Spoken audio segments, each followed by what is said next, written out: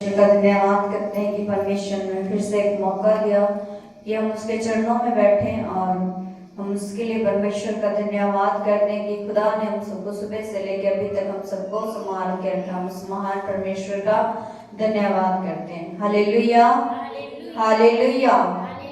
जैसा कि आज आपके सामने वचन में से पढ़ा गया है, लूका की अंजील उसका 6 बाब उसकी 37 आयत से लेकर 42 आयत तक, और आज का वचन बेटे अनिल ने पढ़ा है।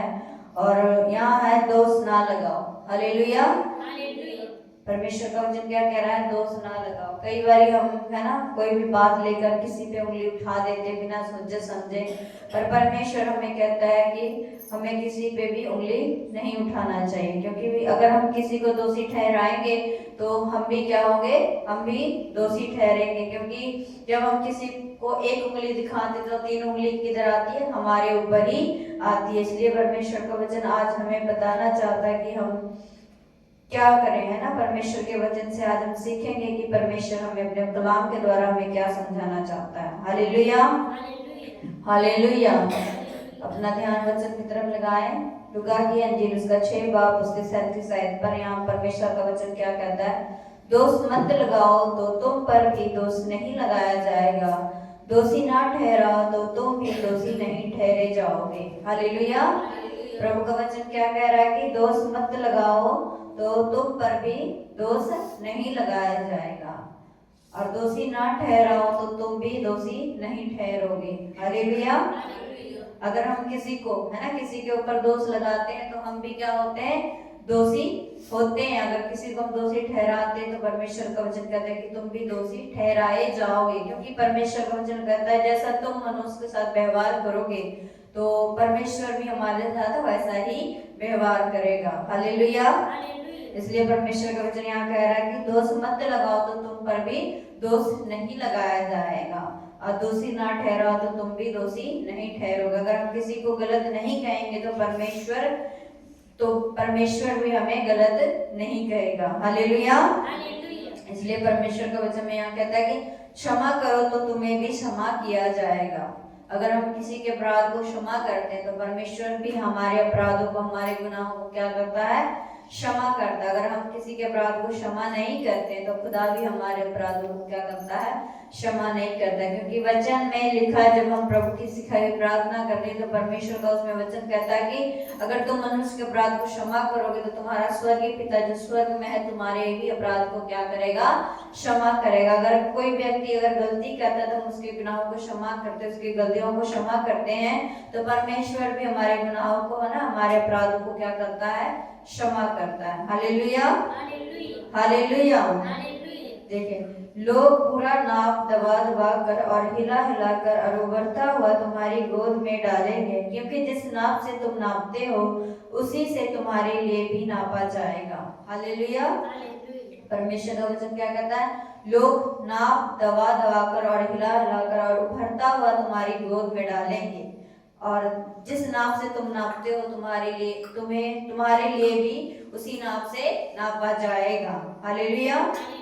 अगर हम किसी को कोई चीज देते हैं तो वो भी हमें क्या करता है? उसी नाप से ना उसी तरीके से हमें देता है। अगर हम बिना नापे बिना तोले अगर किसी को वैसे ही दे देते हैं तो परमेश्वर हमें उससे 7 गुना बढ़कर देता है ना। अगर हम वैसे ही दे देते हैं, हम उससे कुछ नहीं लेते, तो परमेश्वर हमें क्या उससे 7 गुना बढ़कर हमें देता है। Hallelujah, hallelujah. फिर देखिए परमेश्वर ने एक दृष्टांत के रूप में हमें कहा है। फिर उसने उससे एक दृष्टांत कहा, क्या अंधा अंधे को मार्ग बता सकता है? क्या दोनों गड्ढे में नहीं गिरेंगे? हालेलुया। अगर एक अंधा व्यक्ति अगर वो दूसरे अंधे को है ना मार्ग बताए तो दोनों कहाँ जाएंगे? गड्ढे में। यहाँ भी लिखा है कि आप वो दोनों गड्ढे में नहीं गिरेंगे, क्योंकि वो तो खुद अंधा है, तो वो दूसरे अंधे को कैसे मार्ग बता सकता है? अगर हम गलत होंगे है ना तो हम दूसरे को सही कैसे बोल सकते हैं? क्योंकि परमेश्वर कहता है कि पहले तुम अपने आप को परखो और जांचो कि तुम सही हो। इसलिए जब हम अपने आप अगर हम सही होंगे तो हम दूसरे को भी सही मार्ग बता सकते हैं। अगर हम गलत ही होंगे तो हम दूसरे को सिखा सकते हैं? नहीं सिखा सकते। इसलिए परमेश्वर का वचन कहता है कि एक अंधा व्यक्ति अंधे को मार्ग नहीं बता सकता, क्योंकि दोनों कहाँ जाएंगे? एक गड्ढे में गिरेंगे। अगर वो सही होगा है ना, वो ठीक होगा, तो एक अंधे व्यक्ति को क्या करेगा? सही मार्ग सही दिशा बताएगा। अगर आज हम सही होंगे है ना, सही चाल चलन मसीह में चलेंगे, तो क्या परमेश्वर का वचन कहता है जो अगर कोई मसीह में है तो वो क्या है, नई सृष्टि है, पुरानी बातें क्या हो जाती हैं, बीत जाती है। अगर हम प्रभु में आते हैं, प्रभु मसीह में आते हैं, तो जो हमारी जो पुरानी बातें, पुरानी आदतें वो सब क्या हो जानी चाहिए, हमारे अंदर से खत्म हो जानी चाहिए। क्योंकि परमेश्वर का वचन, अगर हम किसी की बुराई करते, किसी की चुगली करते हैं, तो परमेश्वर का वचन क्या कहता है, हम क्या है, दोषी हैं, दोषी ठहरे, यहाँ लिखा है कि दोषी ठहरे जाओगे। अगर हम उसकी निंदा करते तो परमेश्वर हमें यही सिखाता है कि हमें क्या, उसकी निंदा, उसकी चुगली नहीं करनी चाहिए, अगर हम किसी की भी करते हैं। इसलिए परमेश्वर का वचन हमें कहता है कि तुम अपने आप को जांचो कि तुम सिद्ध हो। अगर हम सिद्ध बनेंगे, है ना, परमेश्वर के जैसा होंगे, तो परमेश्वर हमें क्या देता है, आशीष देता है। हालेलुया, हालेलुया, यहाँ 40 आयत में ध्यान दे, चेला अपने गुरु से बड़ा नहीं, परंतु जो कोई सिद्ध होगा वह अपने गुरु के समान होगा। हालेलुया, या परमेश्वर का वचन कहता है चेला अपने गुरु से बड़ा नहीं होता, परंतु कोई सिद्ध होगा तो वह अपने गुरु के क्या होगा, समान होगा। अगर हम प्रभु यीशु मसीह के जैसा तो नहीं बन सकते, चाहकर भी नहीं बन सकते, पर हम उसके जैसे खुदा ने, जैसे खुदा सही राह पे चला, सबके साथ प्रेम रखा, हम उसके वचन के अनुसार ही करें, तो हम क्या होंगे, उसके समान ठहरे जाएंगे, उसके बराबर होने पाएंगे। पर हम उससे बढ़कर नहीं हो सकते, क्योंकि परमेश्वर ने अपने क्या किया, अपने विरोधियों को क्षमा किया। जब खुदा को जो है ना, जब क्रूस पे ले जाया जा रहा था, कितना उसे मारा है ना, उसके मुंह पे थूका, पर परमेश्वर ने फिर भी क्या कहा कि हे पिता, तू इन्हें क्षमा कर, ये नहीं जानते कि ये क्या कर। पर हम कई बार हम मनुष्य हम नहीं कर पाते, पर परमेश्वर का वचन हमें हिम्मत देता है ना, हमें सामर्थ्य देता है कि हम उसके जैसा बन सके, है ना।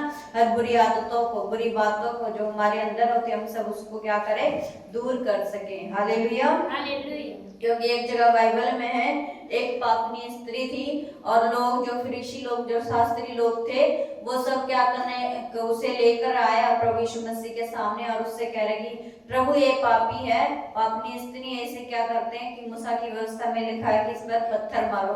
तब परमेश्वर ने जमीन में झुककर अपने हाथ से लिखा कि अगर तुम में से कोई पाप जिसने नहीं किया, वो उसे सबसे पहले क्या करे, पत्थर मारे। पर वहां जितने भी मनुष्य थे, उस स्त्री को किसी ने पत्थर नहीं मारा, क्योंकि सबने पाप किया था। क्योंकि परमेश्वर का वचन कहता है रोमियो की पुस्तक में कि सबने पाप किया है, पर परमेश्वर की महिमा से रहित है, कोई भी निष्पाप नहीं है सिवाय प्रभु यीशु मसीह के। क्योंकि हम सब गुनाहगार हैं, है ना, हम सबने पाप किया, पर परमेश्वर ने हमें उस पाप से, उस गुनाह से हमें बचा लिया। उस स्त्री को किसी ने भी पत्थर नहीं मारा।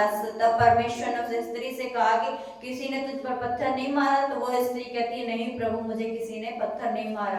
क्योंकि सब परमेश्वर ने उसे कहा कि अगर तुम में से कोई निष्पाप हो, जिसने पाप नहीं किया हो, वही उससे स्त्री को क्या करे, पत्थर मारे। पर सबने क्या किया था, सबके अंदर पाप थी, बुराइयां थी, है ना, तो किसी ने उस स्त्री को पत्थर नहीं मारा था। परमेश्वर ने उस स्त्री से कहा कि जा, मैं भी तुझे नहीं मारता, फिर से तू पाप मत करना। हालेलुया, इसलिए परमेश्वर का वचन हमें यही सिखाता है कि हम किसी पे भी दोष या किसी पे उंगली नहीं उठाए। क्योंकि अगर हम दूसरे पे उंगली उठाते हैं, दूसरे को दोषी ठहराते हैं, दूसरे को बुरा भला कहते हैं, तो वो सब बातें भी क्या होती है, हमारे जीवन में भी पूरी होती हैं। Hallelujah, hallelujah.